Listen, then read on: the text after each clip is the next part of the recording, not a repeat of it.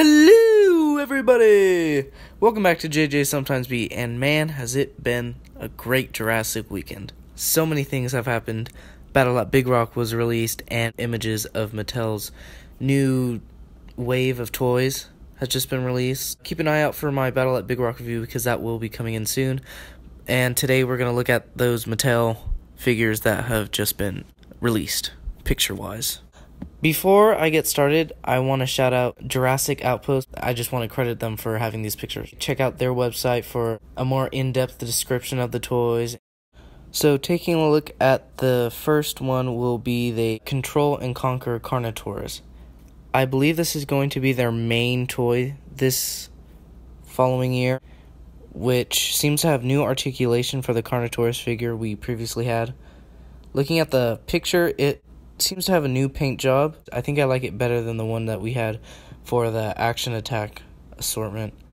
The packaging is going to be the same for all these, so I'll take a quick look at that with Owen and blue, which is pretty standard. I mean, come on, they're never going to change that.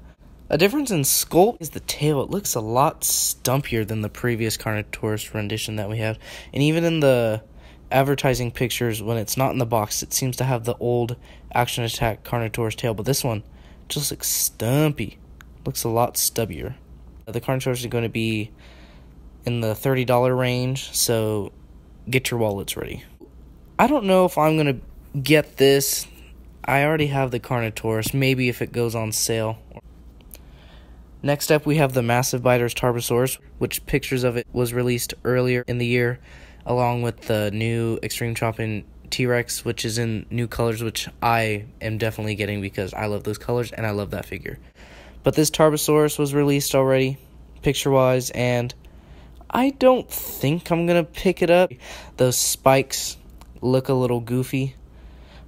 If it didn't have the spikes, I might get it, because the spikes are a little bit too big for my liking, but the sculpt overall is actually pretty nice. The paint job is also unique too. This is going to be part of their Massive Biters line, which is going to be around $20. So be prepared for that. With all these new figures, I think the action is going to be controlled by the tail. So you can move their head side to side, open their jaws, and all that. Doesn't seem to have any paint on the toenails or the fingernails, which Mattel is just inconsistent with that. I don't know the thought process on that, like what dinosaur gets toe paint and what dinosaur doesn't. I don't know, that's just confusing me. But going on to the other massive biter is the Sarcosoukous. This guy looks pretty cool. I'm kind of digging it. I mean, the colors are nice. I like the gradual brown on top blending into the green. It looks very crocodilian. The snout might be a little too big for my liking, but I don't know. It looks really cool. I think it fits well in the Jurassic franchise, which is something that I think the Tarbosaurus might lack in with those added spikes. But this one actually looks very nice. I might have to go grab this one. This is going to be $20 as well. Now we're going to move on to the Soundstrike, which is basically the Roarivore line for this new Primal attack wave of dinosaurs. First up, we have this horrendous rendition of a Cryolophosaurus. What the hell was Mattel thinking? I think they dropped the ball on this one. This looks ugly. The sculpt, I don't know what to think of it. Like, if they had a different paint job, maybe I'd pick it up, but it just looks, it's so unappealing to the eye. Like, the legs are just bare, almost the whole body is bare. It just doesn't look appealing at all. They showed the coloration for this at San Diego Comic-Con, and it looked much better than this, but this just looks, it looks cheap. I don't know what they're doing. It looks too bulky to be a Cryolophosaurus. It's not in my taste. I will not pick this up whatsoever. It just, it doesn't look good at all. It's going to be $15 because it's in that Soundstrike wave, so keep an eye out for that if you're looking towards that. Next in the Soundstrike assortment, we have the Edmontosaurus. You know, I think I'm a fan, but I'm not too sure.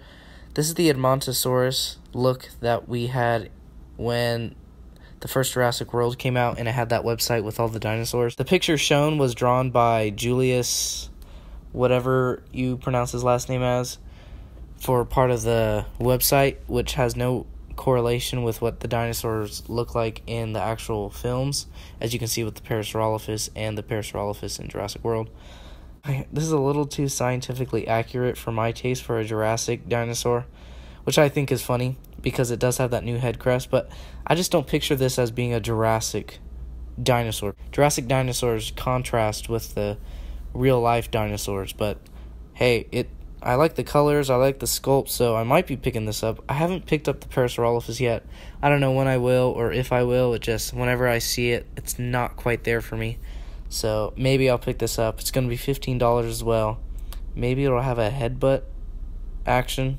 I don't know what an Edmontosaurus would do to defend itself, but okay, next up we have a Sound Strike Triceratops. Every Triceratops that Mattel produces, I buy, just because it's a Triceratops. Every Ceratopsian, for that matter of fact, I buy, because those are the best dinosaurs ever.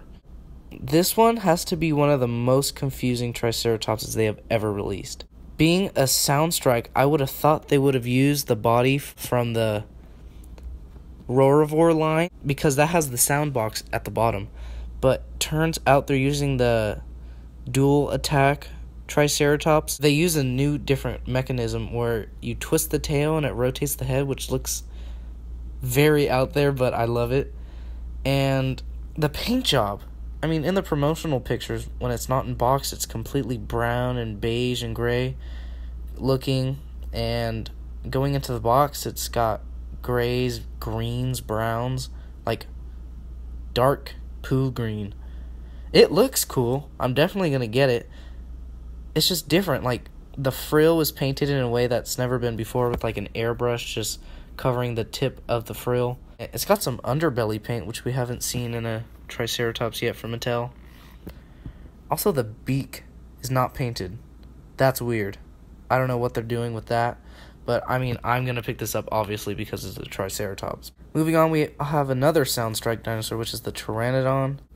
What's interesting about this is that they also use the body of, I don't really know how to put this, but it's like a hybrid between the Roarivore and the dual attack, because there are two buttons, one to open and close, and one to flap the wings like they did in the dual attack, and then the noises from the Roarivore, which they use the same body, because you can see that very bulgy body that they use for the Pteranodon. So I don't know if I'll pick this up. Not really a fan of the larger Pteranodon figures. This guy kind of looks like a mint, like one of those chocolate mint things that you get at the, what you call it?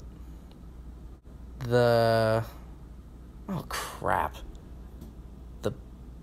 From Butcher Shop. You know that restaurant? It kind of looks like one of those. I don't think I'll be picking this up. It's not really in my taste. Moving on to the Savage Strike line, which is one of the smaller dinosaur varieties, we have a new Sarcosoukous. This guy looks pretty good for not being canon in Jurassic Park, or like in a film at least. I think they represented this very well to be in one. Like, they have the aesthetic of a Jurassic figure or animal, which I can't say for that Cryolophosaurus. Ugh, garbage. See, this is the kind of inconsistencies I noticed, because this one looks way better than the Cryolophosaurus. Dinosaurs we've never seen in films. I don't know why this one looks so much better than the other dinosaur. It just, I don't know. Makes no sense. I like the paint job. It kind of looks like the Barapasaurus, I think it was, from the previous year's dinosaur line. So that's interesting. I don't know what the action is. Maybe you pull... No, it looks like there's a gimmick on the tail. You pull that down and the jaw opens, maybe. Something like that. That'll be $10 along with the other Savage Strike dinosaurs. Next, we have the Sauropelta, which this guy looks amazing. It's got a lot of articulation for a little guy, where you swing the tail and then it moves the body. That's something I haven't seen in a Savage Strike dinosaur. Usually it's just pity actions, but this looks pretty cool. It looks like those bigger spikes are going to be made out of rubber, maybe? I don't know. I don't think we've ever had a Sauropelta dinosaur figure, so this should be new. I like the colors. They pop, which is good. Maybe I'll pick this up if I see it.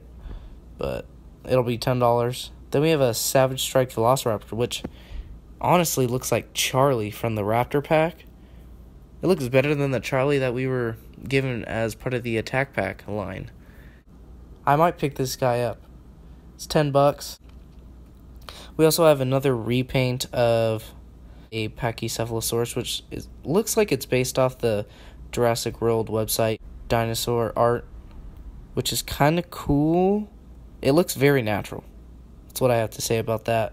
Probably won't pick this guy up just because I never picked up any other Pachycephalosauruses, and if I were, it would probably be the first legacy one, but since they don't sell that anymore, I guess, I don't think I'll be picking this guy up.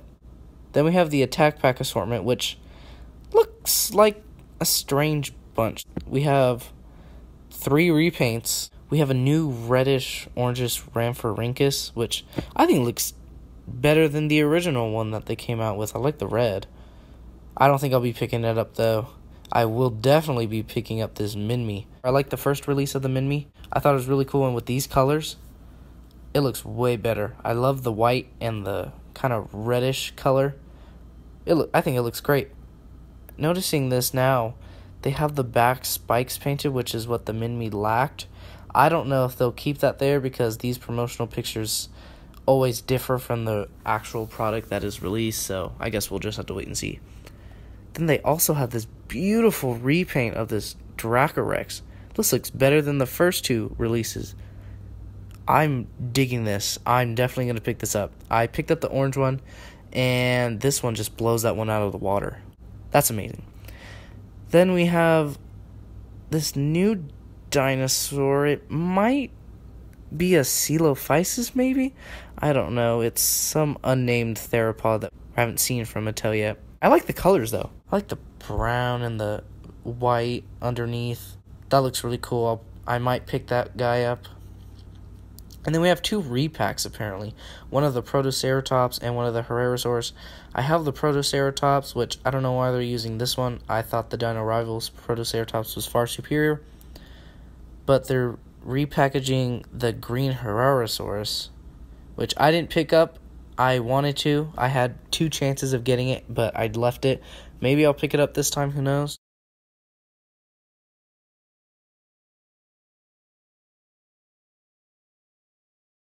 But one odd choice that I see is that they have an Iguanodon for the Attack Pack line. Now, from my understanding, Iguanodon was a pretty large animal. Why is it in here? If you look at the tail, it looks like it has some sort of articulation, like a tail swinging action with that little hinge. So maybe this is pictured in the wrong section, but the paint job is so minimal. Like, the lack of detail compares with the Attack Pack, which I don't know what to think about this. I mean, is it supposed to be a juvenile or a Camptosaurus? I don't know. It has the head articulation for an Attack Pack, but Iguanodon was a pretty large animal. Why is it in here? I don't know, Mattel. What are you doing?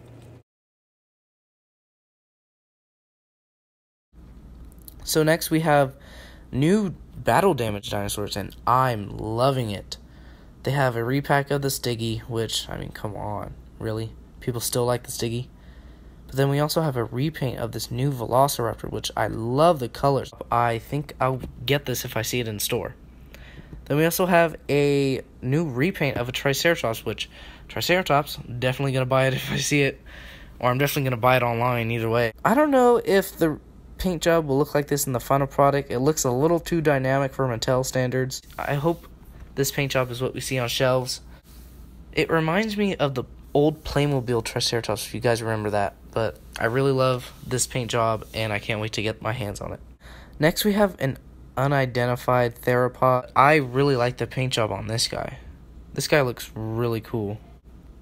Now that I'm looking at it, this is not going to be part of the $10 line that these other guys are part of, the Stiggy, Triceratops, and Velociraptor. This is going to be one of those larger figures.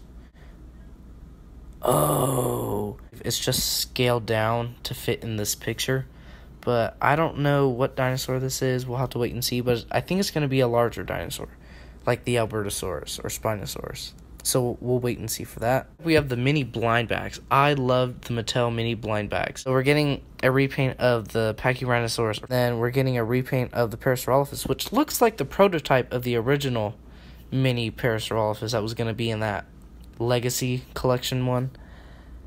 And then talking about Legacy, we're getting a Brachiosaurus mini one, which was in the Legacy pack for mini dinos. Then we're also getting a repaint for the Asuka, which matches the Savage Strike one. And then also a repaint for the Carnotaurus, which could be one of those shiny ones. Along with the Spinosaurus, it looks kind of shiny. Next we have the 6-inch basic line with limited articulation and paint job. Indominus looks great at this scale, along with this T-Rex. The first T-Rex that we got in this line didn't look really good because it had the brown teeth and it didn't sit well with me. But this one, now that the teeth match the lower jaw, which is kind of a white color, I think it looks pretty great. I didn't get my hands on any of these because they were never in store where I am. In the US, it might be a Toys R Us thing. I don't know, but that guy looks cool. It's repacking the Owen, the blue, and then the green raptor. And then we have the larger basic line, which is adding a repaint of the Ceratosaurus and a new Spinosaurus. If you don't know Spinosaurus in the Mattel line, it's infamous for its availability. I think it's pretty cool that they're coming up with a basic line Spinosaurus because it's going to be a cheaper version of the Spinosaurus that people didn't get. And it should be interesting. Probably won't pick it up. I don't really buy these ones, but I assume they're going to be, between $10 and $12. Then next up we have these masks. Not much to say about these. They have a repaint for the Bull T-Rex, and then looks like a repaint of the Lost World Raptor, which looks interesting. But I don't buy these either. And then we have the Snap Squad Assortment Dinosaurs. I didn't pick up the previous releases of these. Maybe I'll get these. I don't really know. They're not my thing. So that's it for this video. What do you guys think of the new Primal Attack Mattel line? Do you guys agree with what I said? Let me know down in the comments what figures you're going to pick up and what figures you're going to ignore. Keep an eye out for my Battle at Big Rock review because that's coming soon. And thank you for watching. Make sure to subscribe on the way out. Peace be with you.